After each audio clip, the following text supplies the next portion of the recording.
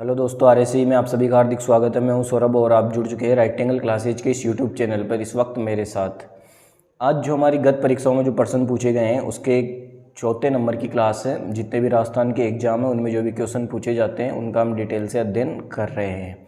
अगर आप चैनल पर नए हैं तो चैनल को सब्सक्राइब कर सकते हैं और आगे भी जो इम्पोर्टेंट वीडियो है आएगी उसके लिए हमसे निरंतर जुड़े रह सकते हैं।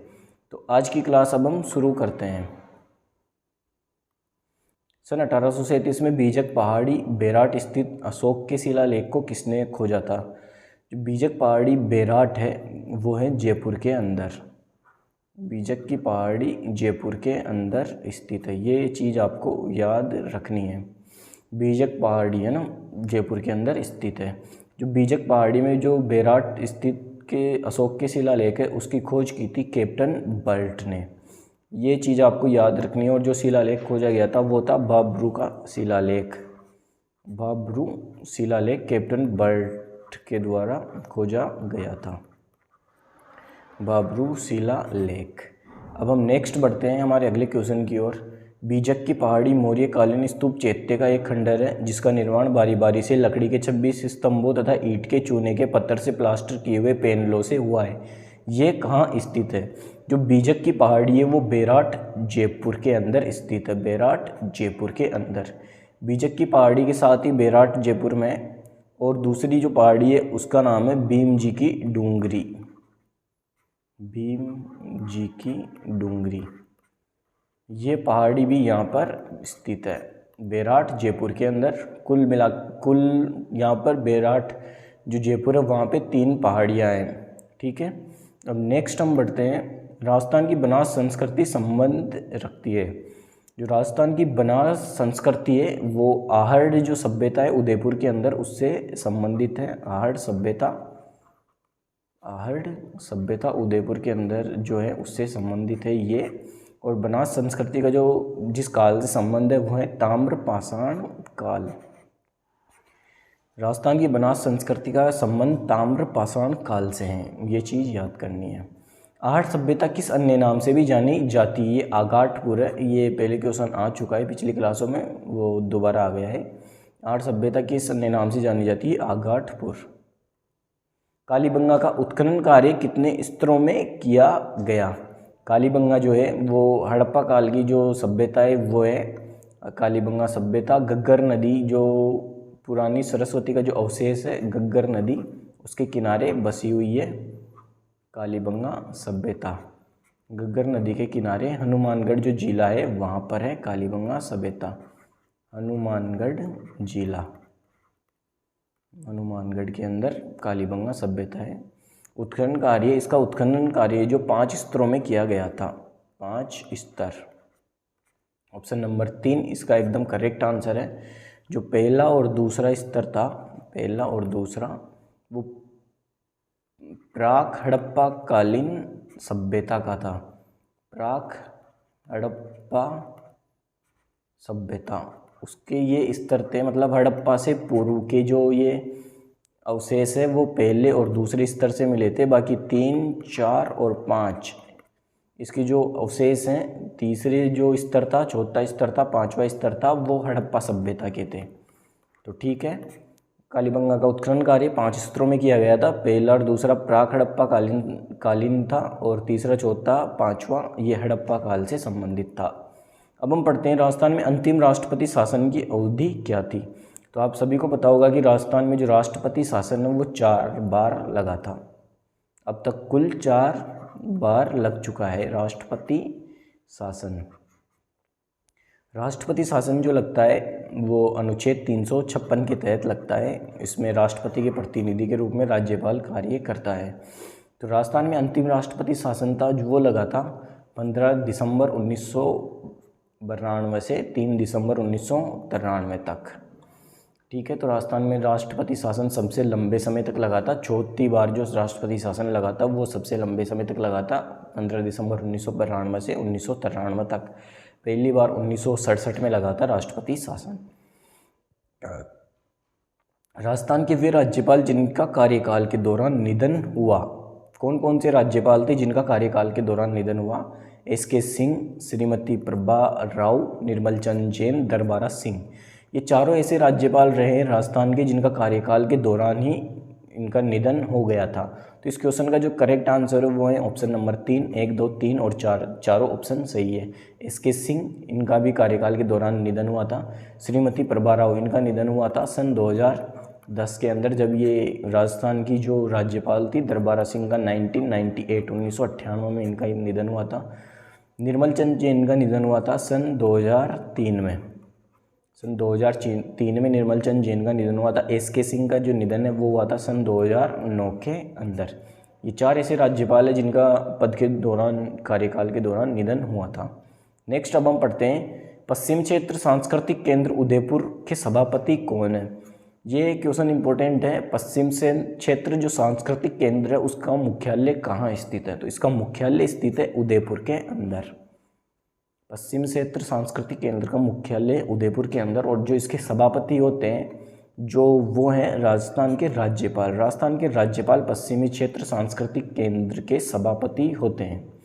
अब नेक्स्ट अब हम पढ़ते हैं, आयोग जिसने राज्यपालों के लिए 5 वर्ष के एक निश्चित कार्यकाल की संस्तुति की थी। कौन सा आयोग था जिसने मतलब सरकार को ये मतलब क्या है, आयोग जिसने राज्यपालों के लिए 5 वर्ष के एक निश्चित कार्यकाल की संस्तुति की थी, उसका नाम है, जो आयोग है वो है पुंची आयोग। पुंची आयोग का नाम, इसके अध्यक्ष थे अध्यक्ष जिनका नाम था मदन मोहन पुंची। मदन मोहन पुंची, उनके नाम पर ही इस आयोग का नाम पड़ा है पुंची आयोग। उन्होंने ही राज्यपाल पद के कार्यकाल के लिए 5 वर्ष करने का सुझाव सरकार को दिया था। मदन मोहन पुंची जी ने, पुंची आयोग ने। इस आयोग की स्थापना सन 2007 में की थी, सन 2007 में, और इस आयोग ने अपनी रिपोर्ट दी थी सन 2010 के अंदर, और कहा था कि जो राज्यपाल का जो कार्यकाल होता है उसका कार्यकाल 5 वर्ष होना चाहिए। तो इस क्वेश्चन का करेक्ट आंसर है पुंची आयोग। नेक्स्ट अब हम पढ़ते हैं, निम्नलिखित में से किसकी नियुक्ति राज्यपाल द्वारा नहीं की जाती। राज्यपाल किसकी नियुक्ति नहीं करता, इसके बारे में हम देखने वाले हैं। ऑप्शन नंबर 1 राज्य मंत्री परिषद, ऑप्शन नंबर 2 राज्य महाधिवक्ता, ऑप्शन नंबर 3 राज्य लोक सेवा आयोग के सदस्य, या ऑप्शन नंबर 4 राज्य पुलिस महानिदेशक। तो जो राज्य मंत्री परिषद है, उनकी जो मंत्री होते हैं उनकी नियुक्ति राज्यपाल द्वारा ही की जाती है। जो मुख्यमंत्री होता है उनकी सलाह पर, ये सही है। राज्य महाधिवक्ता अनुच्छेद 165 के तहत राज्य महाधिवक्ता की नियुक्ति जो है वो राज्यपाल करता है, और अनुच्छेद 177 के तहत महाधिवक्ता जो राज्य विधानमंडल है उनकी कार्यवाही में भाग ले सकता है। राज्य लोक सेवा आयोग के सदस्य हैं, उनकी नियुक्ति भी राज्यपाल द्वारा ही की जाती है। जो राज्य पुलिस महानिदेशक है उसकी नियुक्ति राज्यपाल द्वारा नहीं की जाती। तो क्वेश्चन में पूछा है कि राज्यपाल द्वारा किसकी नियुक्ति नहीं की जाती, तो इसका सही आंसर जो है वो है राज्य पुलिस महानिदेशक।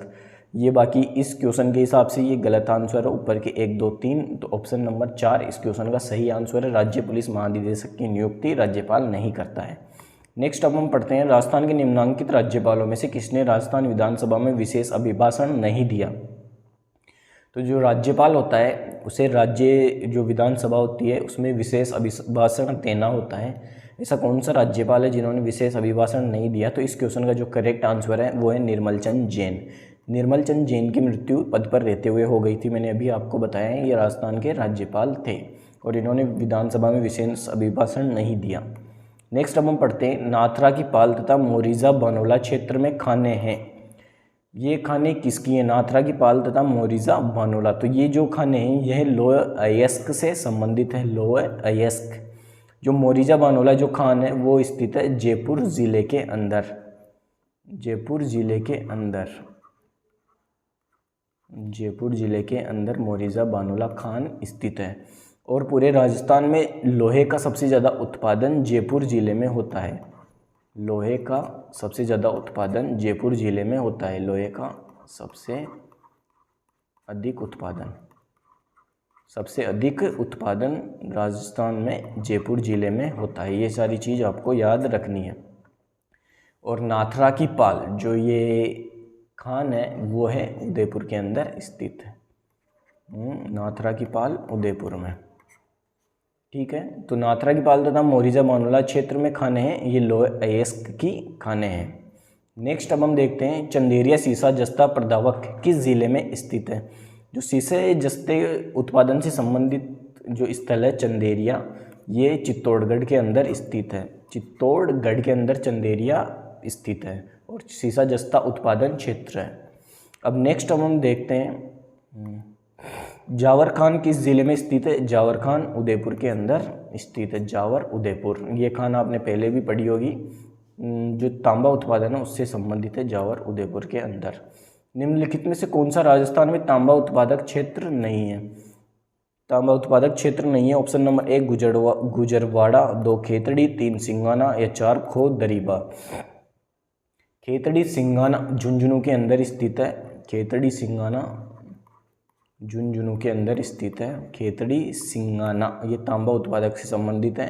खोद दरीबा ये जो खान है वो अलवर के अंदर स्थित है। इसका संबंध भी तांबा उत्पादन से है। जो तांबा उत्पादन से संबंधित क्षेत्र नहीं है वो है Gujarwada. Option number 1 is the correct answer. निम्नलिखित नदियों में से कौन अध्यारोपित नदी का उदाहरण है। अध्यारोपित नदी के बारे में बताते हैं कि जब कोई नदी किसी नरम स्थल से आती है, नरम जो पहाड़ी क्षेत्र होता है उससे आती है और कठोर स्थल पर आती है उसके बाद, तो उसका जो प्रवाह है वो नरम स्थल के अनुसार रहता है और उसे ही जो ऐसे क्षेत्र से जो नदी निकलती है उसे अध्यारोपित नदी कहते हैं। तो इन ऑप्शन नंबर 1 है घग्गर, 2 माही, 3 बनास या 4 जाखम। तो जो अध्यारोपित नदी का उदाहरण है वो है बनास नदी। बनास नदी अध्यारोपित नदी का उदाहरण है। बनास नदी निकलती है खमनोर की पहाड़ियाँ राज्य संबंध से। खमनोर पहाड़ियाँ राज्य संबंध से बनास नदी निकलती है खमनोर की पहाड़ियों से। जो बनास नदी की कुल लंबाई है राजस्थान के अंदर वो है 512 किलोमीटर। खमनोर की पहाड़ियों से निकलती है और जो मांडलगढ़ भीलवाड़ा है वहाँ पर त्रिवेणी संगम है। ठीक है। और जो टोंक जिले के अंदर राजमहल स्थान है वहाँ बनास डाई खारी नदी मिलती है, वहाँ पर भी त्रिवेणी संगम है। अब नेक्स्ट अब हम बढ़ते हैं। राजस्थान में राजसमंद जिले में कुंभलगढ़ के निकट खमनोर की पहाड़ियों से निकलने वाली नदी का नाम है। राजसमंद जिले में जो खमनोर की पहाड़ियाँ हैं वहाँ से निकलने वाली नदी है बनास, जिसके बारे में अभी हम बात कर चुके हैं कि कुंभलगढ़ के निकट खमनोर की पहाड़ियों से कौन सी नदी निकलती है, बनास नदी निकलती है। देखिए यहाँ पे लिखा हुआ है खमनोर पहाड़ियाँ, कुल लंबाई 512 किलोमीटर। नेक्स्ट हम पढ़ते हैं किस स्थान से चंबल नदी राजस्थान राज्य में प्रवेश करती है। कौन सा स्थान है जिससे चंबल नदी राजस्थान में प्रवेश करती है। तो सबसे पहले बात करते हैं कि चंबल नदी का उद्गम होता है मध्य प्रदेश की जो जानापावा की पहाड़ियाँ हैं। मध्य प्रदेश की जानापाव की पहाड़ियाँ, जानापाव की पहाड़ियाँ हैं मध्य प्रदेश की, वहाँ से चंबल नदी निकलती है। चंबल नदी निकलती है मध्य प्रदेश की जानापाव की पहाड़ियाँ से। और राजस्थान में ये चौरासीगढ़ जो स्थल है चित्तौड़गढ़ के अंदर, चौरासीगढ़ चित्तौड़गढ़ से ये नदी राजस्थान, चंबल नदी राजस्थान में प्रवेश करती है। ठीक है। उसके बाद अब हम नेक्स्ट पढ़ते हैं लूनी नदी के प्रदूषण का मुख्य स्रोत क्या है। जो लूनी नदी है अजमेर से निकलती है और जो पाली के अंदर जो रंगाई छपाई उद्योग है वो इस नदी का प्रदूषण का मुख्य स्रोत है। लूनी नदी को कालिदास ने अंतसलीला भी कहा था। कालिदास द्वारा अंतसलीला इस नदी को कहा गया। अंतसलीला। इस नदी को खारी और मीठी नदी के नाम से भी जाना जाता है क्योंकि जो बालोतरा बाड़मेर है उसके बाद इस नदी का जो जल है वो खारा हो जाता है। ठीक है। इसके बाद नेक्स्ट अब हम पढ़ते हैं राजस्थान की निम्न नदियों में से अरब सागर में गिरने वाली नदियाँ हैं। जो अरब सागर है उसमें कौन कौन सी नदी गिरती है। जो अरब सागर है उसमें जो राजस्थान का जो कुल अपवाह तंत्र है उसकी अरब सागर में गिरने वाली नदियाँ कुल नदियाँ हैं 16%। और जो बंगाल की खाड़ी में जो नदियाँ गिरती है उनका क्षेत्र है 24%। और जो अंतःप्रवाह की नदियाँ हैं वो हैं कुल 60%। तो राजस्थान में कुल नदियाँ जो है उनका 16% हिस्सा, 16% नदियाँ हैं वो अरब सागर में जाकर गिरती है। अरब सागर में जो नदियाँ जाकर गिरती है वो अरावली के, मतलब ये अरावली मान लीजिए आप, अरावली के जो पश्चिम में नदियाँ जाती है वो अरब सागर के अंदर जाकर गिरती है। एक तो लूनी नदी है जो अरब सागर में, यहाँ लिख देते हैं लूनी नदी अरब सागर में जाकर गिरती है। राजस्थान की नदियों में से अरब सागर में गिरने वाली नदियाँ लूनी नदी है जो पश्चिम बनास है, पश्चिमी बनास नदी है, और जो साबरमती नदी है, साबरमती और जो माही नदी है, मुख्य रूप से राजस्थान में ये नदियाँ हैं जो अरब सागर में जाकर गिरती है, और जो इनकी सहायक नदियाँ हैं वो अरब सागर में जाकर गिरती है। तो ऑप्शन नंबर 1 माही सही है। 2 चंबल, चंबल जो बंगाल की खाड़ी में गिरती है, यमुना के अंदर जाकर मिलती है, यमुना गंगा में जाकर मिलती है। साबरमती भी सही है, लूनी ये भी सही है। तो जो सही आंसर है 1, 3 व 4, कौन से ऑप्शन में ही है?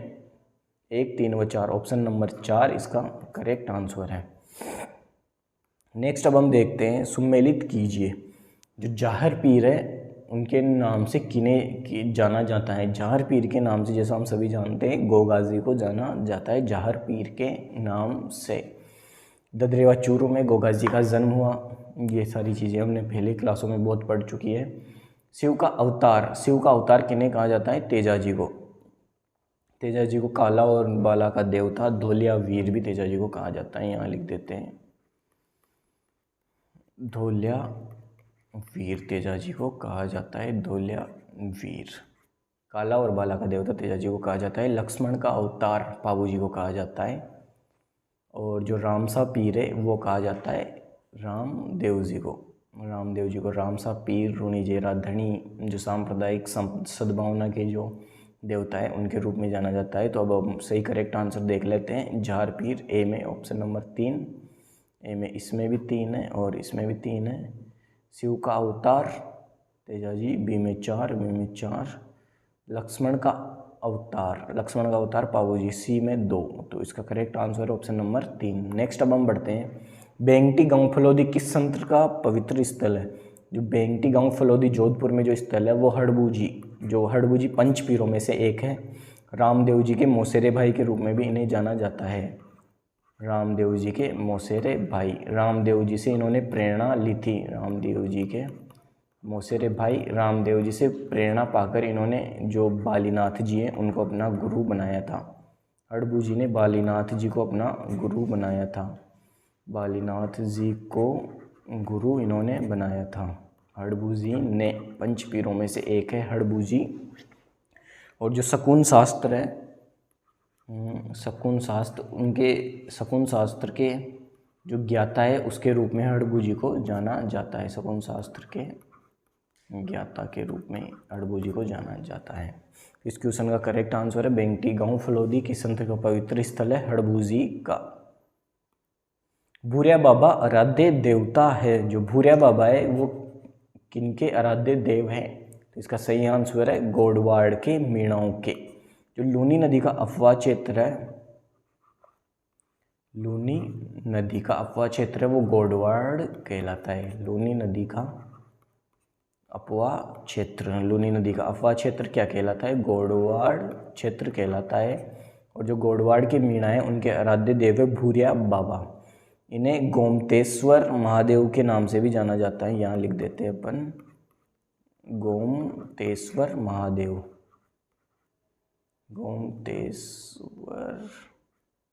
गोमतेश्वर महादेव के रूप में भी इन्हें जाना जाता है, भूरिया बाबा को।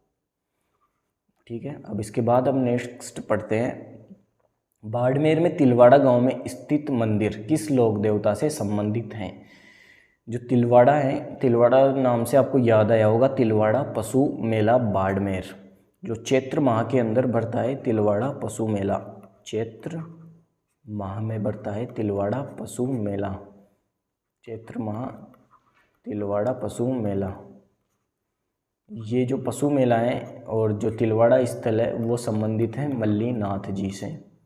मल्लीनाथ जी से संबंधित स्थल है तिलवाड़ा गांव। यहाँ जो तिलवाड़ा में जो तिलवाड़ा नाम से जो मेला भरता है तिलवाड़ा स्थल के अंदर जो लूनी नदी के किनारे स्थित है तिलवाड़ा स्थल, वहाँ पर मल्लीनाथ पशु मेला भरता है।